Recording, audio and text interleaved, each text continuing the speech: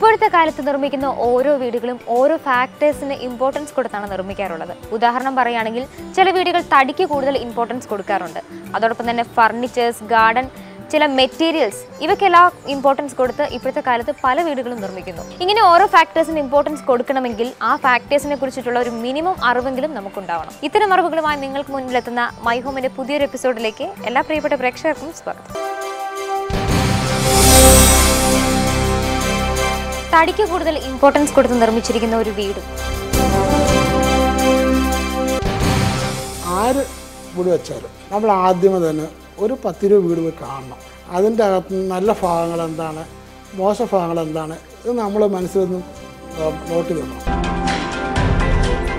ഇന്ന് നമ്മൾ മൈ ഹോമിലൂടെ കാണാൻ പോകുന്നത് കോട്ടയം ജില്ലയിലെ കാരിത്താസിലുള്ള പൊന്മാങ്കൽ PJ ബാബുവിൻ്റെ വീടാണ്. ഈ വീടിൻ്റെ എലിവേഷൻ കാണുമ്പോൾ നമ്മൾ വിചാരിക്കും ഇത് ഒരു ട്രഡീഷണൽ ടൈപ്പ് വീടാണെന്ന്. പക്ഷേ ഇത് പൂർണ്ണമായും ട്രഡീഷണൽ സ്റ്റൈലിലല്ല നിർമ്മിച്ചിരിക്കുന്നത്. എന്നാൽ ട്രഡീഷണൽ ഫീൽ തരുന്ന കുറച്ചനവധി എലമെന്റ്സ് ഇവിടെ ഈ ഒരു വീടിൻ്റെ എലിവേഷനിൽ ആഡപ്പ് ചെയ്തിട്ടുണ്ട്. എക്സാമ്പിൾ പറയുവാണെങ്കിൽ മുഖപ്പ്, ഓടുകൾ, പില്ലേഴ്സ്, അതോടൊപ്പം തന്നെ വുഡിൻ്റെ കുറച്ചനവധി വർക്കുകൾ. മറ്റൊരു സ്പെഷ്യാലിറ്റി എടുത്ത് പറയേണ്ടത് ഫ്രണ്ടേജിന് വളരെയധികം ഇമ്പോർട്ടൻസ് കൊടുത്താണ് ഈ വീട് ഇവിടെ നിർമ്മിച്ചിരിക്കുന്നത്. ഒരേ സമയം 2 വണ്ടികൾക്ക് കടന്നു പോകാൻ സ്പേസ് കൊടുത്തിട്ട് വീടിന്റെ 2 വശങ്ങളിലുമായിട്ടാണ് ഈ വീടിന്റെ ഫ്രണ്ടേജ്, അതായത് ഗാർഡൻ ഇവിടെ സെറ്റ് ചെയ്തിരിക്കുന്നത്. ഈ വീടിന്റെ എലിവേഷൻ ശ്രദ്ധിക്കുമ്പോൾ തന്നെ നമുക്കറിയാം തടികൾക്ക് വളരെയധികം ഇമ്പോർട്ടൻസ് ഈ വീട് കൊടുത്തിട്ടുണ്ട്. ഇപ്പോൾ നമ്മൾ ഈ എലിവേഷനിൽ കാണുന്ന ഈ ഒരു പാനലിംഗ് വർക്കിന്റെ ആ ഒരു ഭംഗി ഈ വീടിന്റെ ഇന്റീരിയറിലും ഉണ്ടോ എന്നുള്ളത് നമുക്ക് കാത്തിരുന്ന് കാണാം.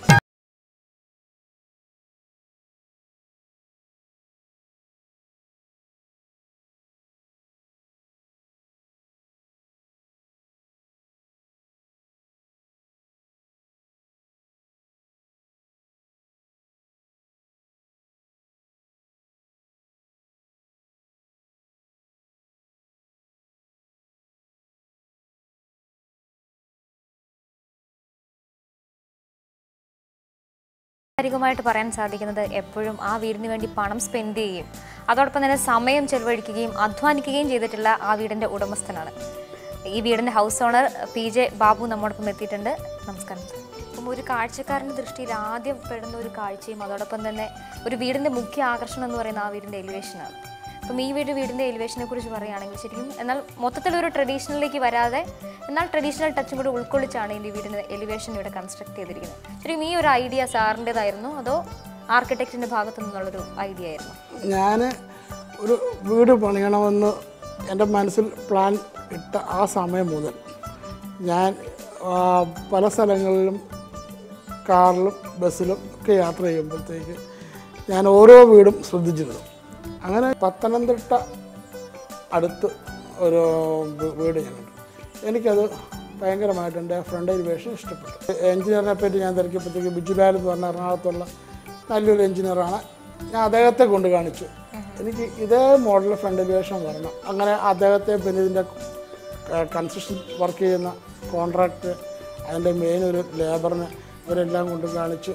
അതിൻ്റെ ഫ്രണ്ട് എലിവേഷൻ ഏകദേശം ഒരു ഒപ്പിച്ചു. ഈ ഒരു വീടിൻ്റെ ഫ്രണ്ട് എലിവേഷൻ ശരിക്കും ഈ ഒരു രീതിയിലാണ് അതിൻ്റെ ഐഡിയ വന്നതല്ലേ? ഐഡിയ വന്നത്.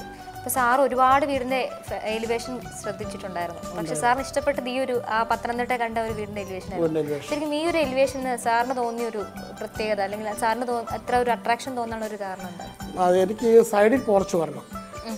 സൈഡിൽ പോർച്ച് വന്നിട്ട് അപ്പോൾ ഞാൻ ആ കണ്ട വീടിൻ്റെ ഒരു പോർച്ചും അല്ലായിരുന്നു. പക്ഷെ എനിക്ക് മനസ്സിലാക്കി എൻ്റെ എവിടെ പണിയുമെങ്കിൽ 2 പോർച്ച് ചെയ്യാമെന്നെനിക്ക് തോന്നി. പിന്നെ നമ്മളാണ്ട് ആ വീടിൻ്റെ ഫ്രണ്ടിലെ സിറ്റ് ഔട്ടിൻ്റെ ആ റൗണ്ട്, ആ സ്റ്റീലിൻ്റെ ഇത് വെച്ച് അതൊക്കെയാണ് എന്നെ കൂടുതലായിട്ട് ആകർഷിച്ചത്.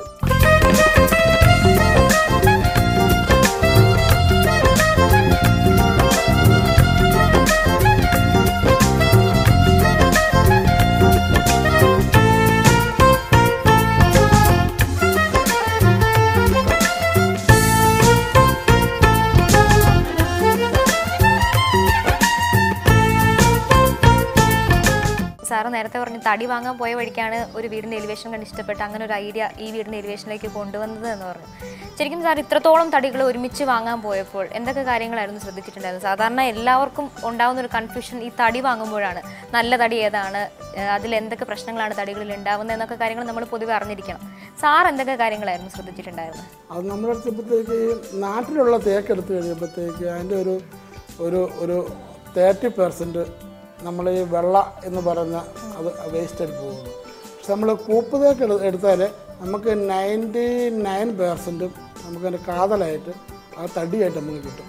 ഒരു 1% ഉള്ളൂ അതിൻ്റെ വേസ്റ്റായിട്ട് പോകത്തുള്ളൂ. നമുക്ക് അതാണ് ലാഭം. പിന്നെ അതിൻ്റെ ഗ്രെയിൻസും കാര്യങ്ങളെല്ലാം ഭംഗിയതായിരിക്കും. നമ്മുടെ നാട്ടിലുള്ള തേക്കിനേക്കാൾ കൂടുതൽ ഭംഗിയതായിരിക്കും. അപ്പോൾ കൂപ്പ് തേക്ക് എടുത്ത് പണിയാൻ വേണ്ടിയാണ് ഞാൻ നേരത്തെ തന്നെ പ്ലാൻ ചെയ്തത്.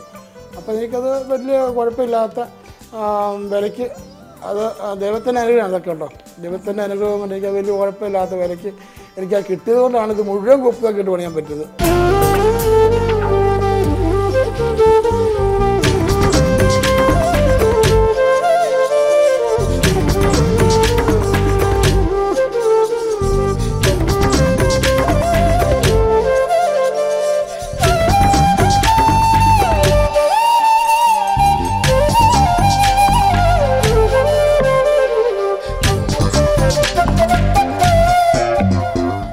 അതുപോലെ തന്നെ കൊത്തുപണികൾ നല്ല രീതിയിൽ നമ്മൾ കാണാത്ത രീതിയിലുള്ള നല്ല വെറൈറ്റി ആയിട്ടുള്ള കൊത്തുപണികൾ ഇവിടെ ചെയ്തിട്ടുണ്ട്. അപ്പം ഈ ഒരു പണികളൊക്കെ ചെയ്യാൻ വേണ്ടിയിട്ട് എങ്ങനെയായിരുന്നു? ഞാൻ എൻ്റെ ഫാദറിലോ ആയിട്ട് സംസാരിച്ചപ്പോൾ ഫാദറിലോ പറഞ്ഞു, കിടങ്ങൂർ നല്ലൊരു ആളുണ്ട്, വേലായുധനാണ്, പുള്ളിയുടെ കൂടത്തിൽ എറണാകുളംകാരും തൃശ്ശൂർക്കാരും ഇതൊക്കെ വന്ന് നല്ലൊരു ടീമായിട്ട് അവർ വർക്ക് ചെയ്യുന്നുണ്ട്. അപ്പോൾ ഞാൻ അദ്ദേഹത്തെ പോയി കണ്ടു. അദ്ദേഹം ഇതിൻ്റെ പണി ഏറ്റെടുക്കാൻ ആദ്യം പുള്ളിക്ക് പോകാൻ തിരക്കാണ്, എനിക്ക് സാധിക്കത്തില്ല. ഞാൻ പറഞ്ഞു ഞാനതിന് കുറേ സമയം തരാം, എനിക്ക് ചെയ്തു തരണം. അപ്പോൾ അങ്ങനെ ആയിരിക്കും പുള്ളി വന്നു, ഇതിൻ്റെ പ്ലാനൊക്കെ ഇതൊക്കെ എടുത്തു എനിക്ക്. പക്ഷേ എഞ്ചിനീയർ വരച്ചു കൊടുത്ത ഓരോ ജനലും ഓരോ കഥ ഇന്ന രീതിയിൽ, പക്ഷേ പുള്ളി ആ പ്ലാനുള്ളൂ, ആ എഞ്ചിനീയർ വരച്ചിരിക്കുന്ന ഒരു കാര്യം പുള്ളി മുഖേലേക്ക് എടുത്തില്ല. പുള്ളിയുടേതായിട്ടുള്ള രീതിയിൽ കൂടെ ഡിസൈൻ ചെയ്തു നല്ല ഭംഗിയായിട്ട്. അതിൻ്റെ കഴിവ് മുഴുവൻ അദ്ദേഹത്തിനാണ്.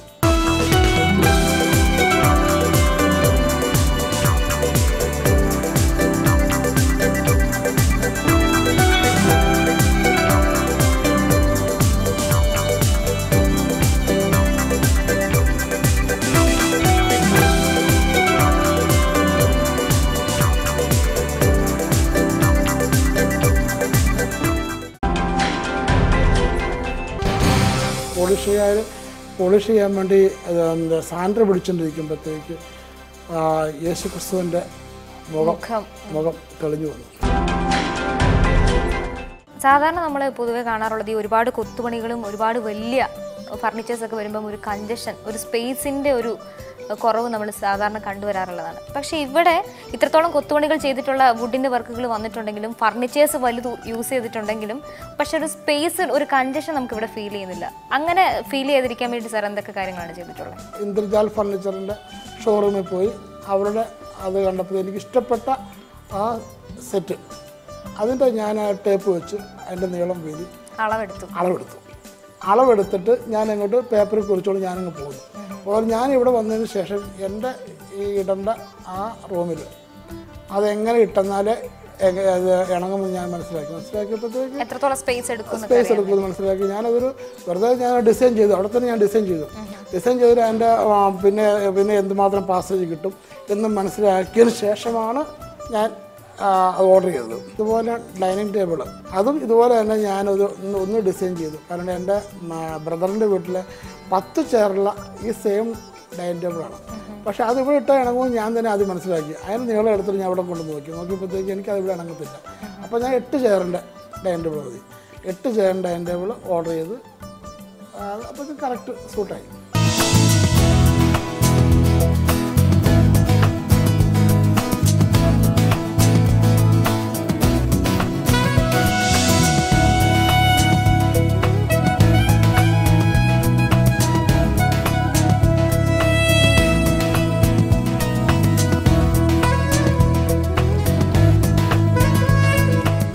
ഇവിടുത്തെ ഡൈനിങ് ടേബിൾ ശ്രദ്ധിക്കുകയാണെങ്കിൽ അതിൻ്റെ കാലുകൾക്ക് കൊടുത്തിരിക്കുന്ന ഡിസൈൻ ആനയുടെ മുഖത്തിൻ്റെ ഒരു ആകൃതിയുള്ള ഒരു ഡിസൈനാണ്.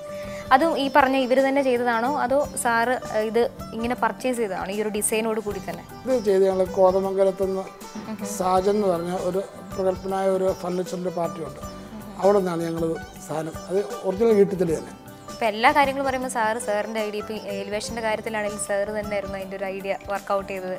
അതോടൊപ്പം തന്നെ ഈ ഫർണിച്ചറിൻ്റെ കാര്യത്തിലും അളവെടുത്ത് കൊണ്ടുപോയി അതിന് മാച്ച് ചെയ്യുന്ന രീതിയിൽ ചെയ്തു. അതുപോലെ തന്നെ ഇപ്പം ഡൈനിങ് ടേബിൾ ആണെങ്കിലും സാറ് പറഞ്ഞ് ചെയ്യിപ്പിച്ചു. അപ്പം ഇതെല്ലാം സാറിൻ്റെ ഒരു ഐഡിയ നല്ല രീതിയിൽ കോൺട്രിബ്യൂട്ട് ചെയ്തിട്ടുണ്ട് സാറ്. അപ്പം ഇവിടുത്തെ സീലിംഗ് ശ്രദ്ധിക്കുകയാണെങ്കിലും ഈ ഒരു വെറൈറ്റി അവിടെയും കാണാൻ പറ്റുന്നുണ്ട്. അപ്പോൾ കളർ പാറ്റേണിലാണെങ്കിലും അവിടെ കൊടുത്തിരിക്കുന്ന വർക്കിലാണെങ്കിലും നമ്മൾ കാണാത്ത ഒരു രീതിയിലുള്ള സീലിംഗ് ആണ്. ഇതും സാറിൻ്റെ ഐഡിയ തന്നെയായിരുന്നു. ശരിക്കും ഈ ഒരു ഐഡിയയിലേക്ക് വരാനുള്ള ഒരു കാരണം എന്താണ്? നമ്മൾ പല ഹോട്ടൽസുകളെ ഇങ്ങനെയുള്ള ഇവിടെയൊക്കെ പോകുമ്പോഴത്തേക്ക് നല്ല ഭംഗിയായിട്ടുള്ള സീലിങ്സൊക്കെ നമ്മൾ കാണാറുണ്ട്. ഇതൊക്കെ എൻ്റെ മനസ്സിൽ ഇതൊക്കെ കോട്ട് ചെയ്ത് വെച്ചു, മനസ്സിൽ ഞാൻ ഉൾക്കൊള്ളിച്ചുകൊണ്ട് ഇതൊക്കെ ഞാൻ എൻ്റെ നേരത്തെ തന്നെ ഞാൻ പ്ലാൻ ചെയ്തതാണ്. ഇങ്ങനെ വീട് വെക്കുമ്പോഴത്തേക്ക് എൻ്റെ വീട് സീലിംഗ് ചെയ്യണമെന്നും ഇന്ന രീതിയിലാണ് സീലിംഗ് വേണമെന്നൊക്കെ ഞാൻ നേരത്തെ പ്ലാൻ ചെയ്തു. അപ്പോൾ ഇത് സീലിംഗ് ചെയ്യുന്ന ആളെ കണ്ടെത്തി കഴിയുമ്പോൾ ഞാൻ പുള്ളിയോട് എന്ന് പറഞ്ഞു, ഒരു എഞ്ചിനീയറുടെ പ്ലാനൊന്നും എനിക്ക് വേണ്ട, ഞാൻ പറയുന്ന രീതിക്ക് ചെയ്താൽ മതി.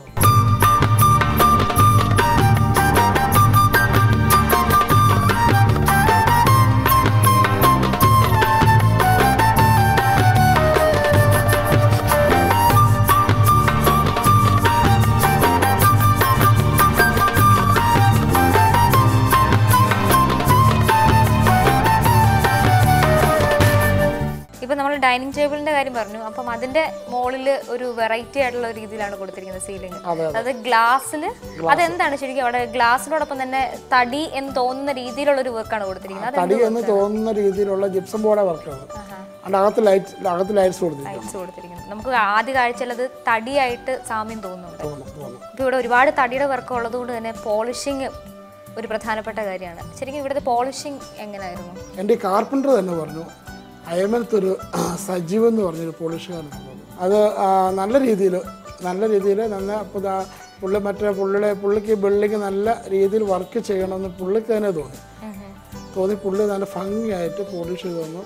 അങ്ങനെ പോളിഷ് ചെയ്തുകൊണ്ടിരിക്കുമ്പോഴത്തേക്കാണ് എൻ്റെ വീടിൻ്റെ സിറ്റോറിലെ പാലിങ്ങിൽ തടിയെല്ലാം പലകയെല്ലാം അവിടെ ഫിക്സ് ചെയ്തു. അതിനുശേഷം പോളിഷ് ചെയ്യാൻ വേണ്ടി സാൻഡർ പിടിച്ചുകൊണ്ടിരിക്കുമ്പോഴത്തേക്ക് യേശു ക്രിസ്തുവിൻ്റെ മുഖം തെളിഞ്ഞു വന്നു. അത് ഭയങ്കര ഞങ്ങൾക്കൊരു അനുഗ്രഹമായിട്ട് ഞങ്ങൾക്ക് തോന്നി.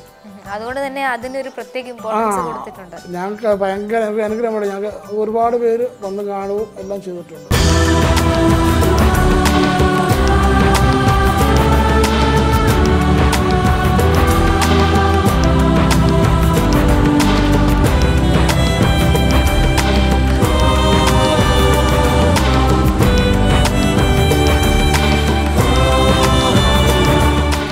ഇപ്പോൾ ഈ ഒരു വീടിൻ്റെ ഏതൊരു പോർഷൻ എടുക്കുകയാണെങ്കിലും എല്ലാ കാര്യത്തെക്കുറിച്ചും സാറിന് നേരത്തെ തന്നെ ഒരു അറിവുണ്ടായിരുന്നു. അപ്പോൾ സാറിൻ്റെ ഒരു എക്സ്പീരിയൻസ് വെച്ചിട്ട് ഇനി വീട് പണിയാൻ പോകുന്ന നമ്മുടെ വ്യൂവേഴ്സിൻ്റെ അടുത്ത് എന്തെങ്കിലും ഒരു അഡ്വൈസ് അല്ലെങ്കിൽ ഒരു ടിപ്പ് പോലെ പറയാനുണ്ടോ? ആര് വീട് വെച്ചാലും നമ്മൾ ആദ്യമേ തന്നെ ഒരു 10 രൂപ വീട് പോയി കാണണം. 10 രൂപ വീട് കണ്ടുവച്ചിട്ട് അതിൻ്റെ അകത്ത് നല്ല ഭാഗങ്ങൾ എന്താണ്, മോശ ഭാഗങ്ങൾ എന്താണ്, ഇത് നമ്മൾ മനസ്സിൽ നിന്നും നോട്ട് ചെയ്ത് വെക്കണം. നോട്ട് ചെയ്ത് വെച്ചിട്ട് അത് നോക്കി വേണം നമ്മൾ ഓരോ വീടിൻ്റെയും പ്ലാൻ ചെയ്യാനായിട്ട്. 3 വർഷം കൊണ്ട് ഈ വീട് പണി തീർത്ത് ഈ 3 വർഷം ഫുൾ ടൈം എന്ന് പറഞ്ഞാൽ എൻ്റെ ബിസിനസ് കാര്യങ്ങൾ നോക്കും. പക്ഷേ എന്നിരുന്നാൽ പോലും ഞാൻ ഇപ്പം കൂടുതൽ സമയം ഇവിടെ തന്നെ ഞാൻ സ്പെൻഡ് ചെയ്തത്. ഒരു മനുഷ്യൻ്റെ ജീവിതത്തിലെ ഏറ്റവും വലിയ ആഗ്രഹം വീട് വെക്കാൻ നോക്കുന്നത്. അതും ഒരിക്കലും മാത്രമേ ഒരു പുരുഷൻ്റെ ഒരു ജീവിതത്തിലെ ഒരു വീട് അവന് താമസിക്കാണ്ട് വെക്കാൻ പറ്റത്തുള്ളൂ. അപ്പോൾ എന്തായാലും നമ്മുടെ വ്യൂവേഴ്സിന് ഒരു വലിയ ടിപ്പ് തന്നെയാണ്. കാരണം നമ്മൾ സ്വന്തമായിട്ട് ഇത്രമാത്രം പണം ചെലവഴിച്ചൊരു വീട് നിർമ്മിക്കുമ്പോൾ നമ്മളുടെ ഒരു ശ്രദ്ധ ആ വീടിൻ്റെ സ്റ്റാർട്ടിങ് തൊട്ട് എൻഡിങ് വരെ വരുവാണെങ്കിൽ നമുക്ക് നല്ല രീതിയിൽ ആ വീട് കാണാൻ സാധിക്കും. അപ്പോൾ എന്തായാലും സാറിൻ്റെ ഒരു ഐഡിയാസ് ഒരുപാട് വന്നതുകൊണ്ട് തന്നെ എനിക്കൊന്ന് ആർക്കിടെക്റ്റിന് വളരെ ജോലി കുറവായിരുന്നു എന്ന് തോന്നുന്നു. അപ്പോൾ എന്തായാലും ഇത്രയും നമ്മുടെ വ്യൂവേഴ്സിന് നല്ലൊരു എക്സ്പീരിയൻസ് പറഞ്ഞു കൊടുത്തതിന്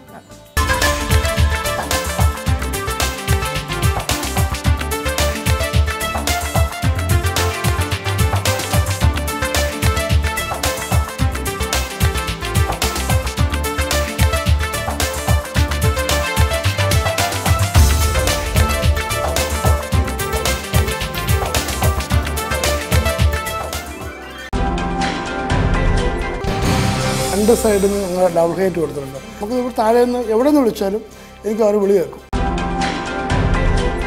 അപ്പോൾ എന്തായാലും നമുക്കിനി ഫാമിലിനെ പരിചയപ്പെടാം. എൻ്റെ ഭാര്യ ലിനി ഹൗസ് വൈഫാണ്. ഇതെൻ്റെ മൂത്ത മോൻ ജോബൽ ബാബു, എൻ്റെ മോള് ജൂബിൽ മരിയ ബാബു, മൂന്നാമത്തെ മോൻ ജോബിൻ ബാബു. അപ്പോൾ സാറ് മുമ്പേ നമ്മൾ സംസാരിച്ചതിൽ മൊത്തം ഈ ഒരു വീടിൻ്റെ ഏതൊരു പോർഷൻ എടുത്ത് നോക്കിയാലും അവിടെയൊക്കെ സാറിൻ്റെ ഒരു ഇൻവോൾവ്മെൻ്റ് ഉണ്ടായി. അപ്പം ആൻറ്റീൻ്റെ അടുത്ത് ചോദിക്കുക, അപ്പോൾ ആൻറ്റിയുടെ കുറേ ഐഡിയാസ് ഒക്കെ കാണുമല്ലോ. അപ്പം ഏതെങ്കിലും ഒരു ഭാഗത്ത്, ഇപ്പോൾ പ്രത്യേകിച്ച് വീട്ടമ്മമാരുടെ കാര്യം പറയുകയാണെങ്കിൽ കിച്ചൺ ആയിരിക്കും അവരുടെ പ്രധാനപ്പെട്ട പോർഷൻ. അവിടെ ആയിരിക്കും നമുക്ക് കൂടുതലായിട്ട് കോൺട്രിബ്യൂഷൻസ് കൊടുക്കാൻ പറ്റുന്നത്. അങ്ങനെ എന്തെങ്കിലും ഉണ്ടായിരുന്നോ? എല്ലാം ബാബുവിൻ്റെ ഐഡിയയൊക്കെയാണ് എല്ലാം ചെയ്തത്. ബാബു എല്ലാം നല്ല ഭംഗിയായിട്ട് ചെയ്തിട്ടുണ്ട്. നല്ല ഐഡിയ ഒക്കെ ഉണ്ടായിരുന്നു. എൻ്റെ അടുത്തെല്ലാം പറഞ്ഞു, എൻ്റെ അഭിപ്രായം ചോദിച്ചാണ് പറഞ്ഞിരുന്നു. നിങ്ങൾ എല്ലാവരുമായിട്ട് കമ്മ്യൂണിക്കേറ്റ് ചെയ്തു, അഭിപ്രായം ചോദിച്ച്. ബാബുവിൻ്റെ ഐഡിയ എല്ലാം നല്ലതായിരുന്നു. അതുകൊണ്ട് എനിക്ക് അതിനകത്ത് കുറ്റം പറയാൻ, എൻ്റെ ഇഷ്ടത്തിനാണ് എല്ലാം പണിത് തന്നത്.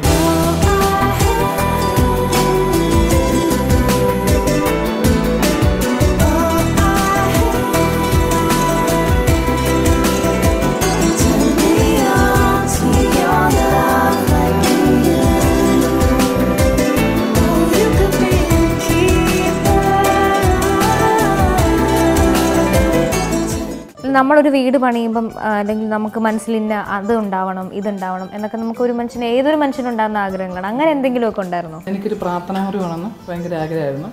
ഈശോയുടെ അനുഗ്രഹം കൊണ്ടാണ് ഇത്ര നല്ലൊരു വീട് വെക്കാൻ സാധിച്ചത്. അത് 3 വർഷം കൊണ്ട് നല്ല ഭംഗിയായിട്ട് ഇത്രയും നല്ല രീതിയിൽ പണിയാൻ ഒക്കെ സാധിച്ചതും ഈശോ. അതുകൊണ്ട് ഒരു പ്രാർത്ഥനാ മുറി വേണമെന്ന് ഭയങ്കര ആഗ്രഹമായിരുന്നു. അത് ബാബുവിനോട് ആവശ്യപ്പെട്ടു. ബാബു അതുപോലെ തന്നെ ചെയ്തു തന്നു.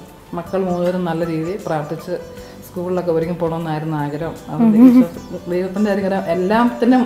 എന്നാ പൈസ ഉണ്ടെങ്കിലും എന്തൊക്കെ ഉണ്ടായിരുന്നു, നമുക്ക് ദൈവാനുഗ്രഹം ഒന്നുമില്ല.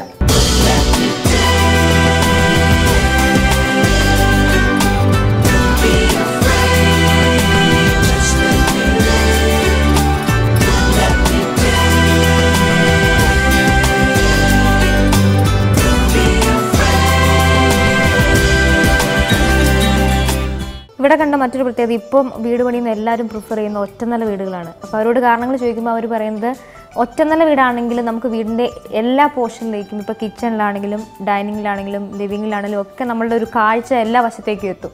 പക്ഷേ ഇവിടെ കണ്ടൊരു പ്രത്യേകത, ഇവിടെ 2 നിലയായിട്ട് കൂടി നമുക്ക് വളരെ ഓപ്പൺ ആയിട്ടുള്ള ഒരു ഫീൽ കിട്ടുന്നുണ്ട്. അതായത് എവിടേക്കും ഇപ്പോൾ മോളിൽ നിന്ന് കഴിഞ്ഞാൽ താഴെ വരുന്ന ലിവിങ് റൂമിൽ ആൾ വരുന്നത് നമുക്ക് അറിയാൻ പറ്റും. അവിടെ തന്നെ 2 ഓപ്പൺ കൊടുത്തിട്ടുണ്ട് ഇവിടെ. അത് 2 സൈഡിൽ നിന്ന് ഞങ്ങൾ ഡബിൾ ഹൈറ്റ് കൊടുത്തിട്ടുണ്ട്. അത് പ്രധാനമായിട്ടും എൻ്റെ സഹോദരന്മാർ ചേട്ടന്മാരുടെ ഒരു ഐഡിയ. ഇപ്പം ഇങ്ങനൊരു ഐഡിയ ശരിക്കും വർക്കൗട്ട് ചെയ്യാൻ കാര്യം എന്താ? നമ്മളത് മുകളിൽ ആരെങ്കിലും പോരെങ്കിൽ എൻ്റെ മക്കളുടെ മോൻ്റെയും മോളുടെയും ഇളയ മോൻ്റെ എല്ലാ റൂംസ് മുകളിലാണ്. അപ്പം നമുക്ക് പെട്ടെന്നൊരാവശ്യം താഴെ ഇപ്പോൾ ഈ മോളിൽ സ്റ്റെയർകേസ് ഓടിപ്പോയി കയറി ഒന്ന് വിളിച്ചാൽ പാടാം. നമുക്ക് ഇവിടെ താഴെ നിന്ന് എവിടെ നിന്ന് വിളിച്ചാലും എനിക്ക് അവർ വിളി കേൾക്കും. ഇവിടെ നിന്ന് വിളിച്ചാലും വിളി കേൾക്കും, അപ്പുറം നിന്ന് എവിടെ നിന്ന് വിളിച്ചാലും വിളി കേൾക്കും. അപ്പോൾ നമ്മൾ ആ ഒരു 2 നിലയുടെ ആ ഒരു ഫീലിങ്സ് നമുക്ക് ഒരു അസുഖം നമുക്കിവിടെ ഇവിടെ അനുഭവപ്പെടുന്നില്ല.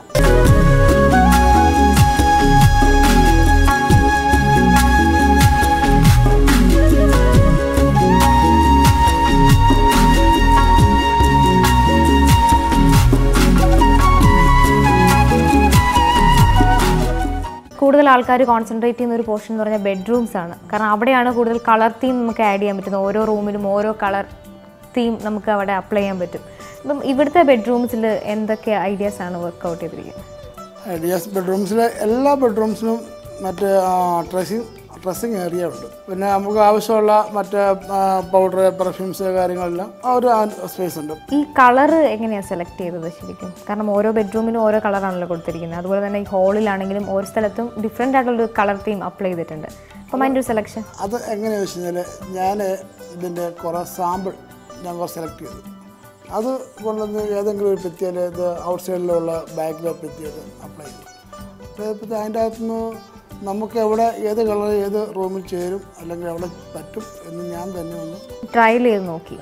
അത് ഞങ്ങളെല്ലാം വിളിച്ച് കാണിക്കുമ്പോൾ അത് ഞങ്ങളുടെ കൂടി ഇഷ്ടം അനുസരിച്ച് എല്ലാ കാര്യത്തിലും ഇങ്ങനെ ഒരു ഐഡിയ ഉണ്ടായിട്ട് കമ്മ്യൂണിക്കേറ്റ് ചെയ്തു. അത് പിള്ളേരെ അങ്ങനെ വിളിച്ച് ബാബു കാണിക്കും, കളർ ഇഷ്ടപ്പെട്ടോ നമുക്ക് എല്ലാവരുടെ കൂടി അഭിപ്രായം അനുസരിച്ചാണ് പെയിന്റിംഗ് ഒക്കെ നടത്തിയത്. പിന്നെ പിള്ളേരുടെ ബെഡ്റൂമിൽ അവരുടെ ഇഷ്ടത്തിനുള്ള കളർ കൊടുത്തു.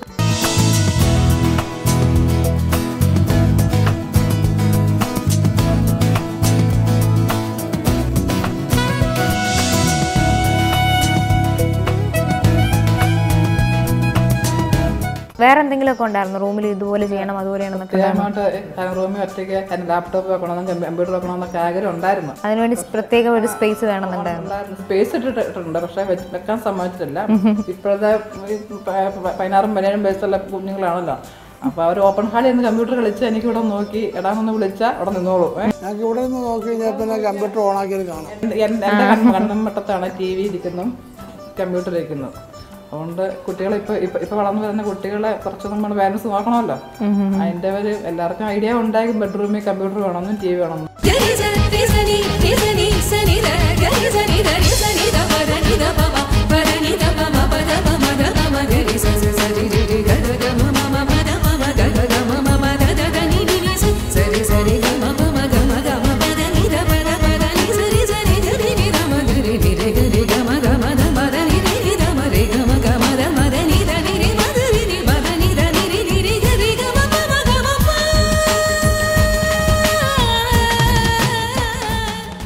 വേറെ എന്തെങ്കിലും ഐഡിയാസ് ഉണ്ടായിരുന്നോ ജോബൽ?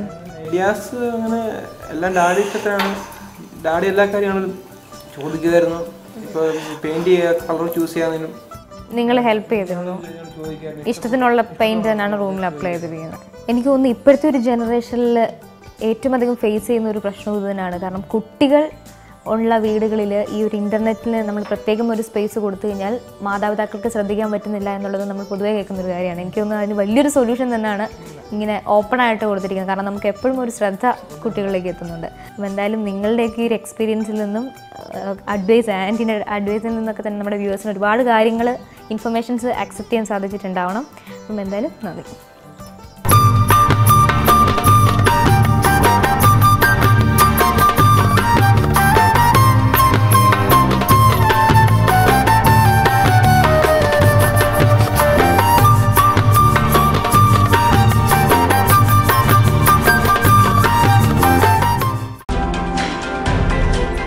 ഇപ്പോഴത്തെ കാലഘട്ടത്തിൽ നിർമ്മിക്കുന്ന എല്ലാ വീടുകൾക്കും കോമൺ ട്രെൻഡായിട്ട് ഉപയോഗിക്കുന്നത് തടിയുടെ വർക്കുകളാണ്. തടി നമ്മൾ വാങ്ങുമ്പോൾ അല്ലെങ്കിൽ അതിൽ പുതുമ കൊണ്ടുവരുമ്പോൾ എന്തൊക്കെ കാര്യങ്ങൾ ശ്രദ്ധിക്കണം എന്നതിനെക്കുറിച്ചുള്ള ഏകദേശ ഐഡിയ നിങ്ങൾക്ക് കിട്ടിയിട്ടുണ്ടെന്ന് വിശ്വസിക്കുന്നു. അപ്പോൾ അതുപോലെ നിങ്ങളുടെ അഭിപ്രായങ്ങളും നിർദ്ദേശങ്ങളും സംശയങ്ങളും ഞങ്ങളെ എഴുതി അറിയിക്കുക.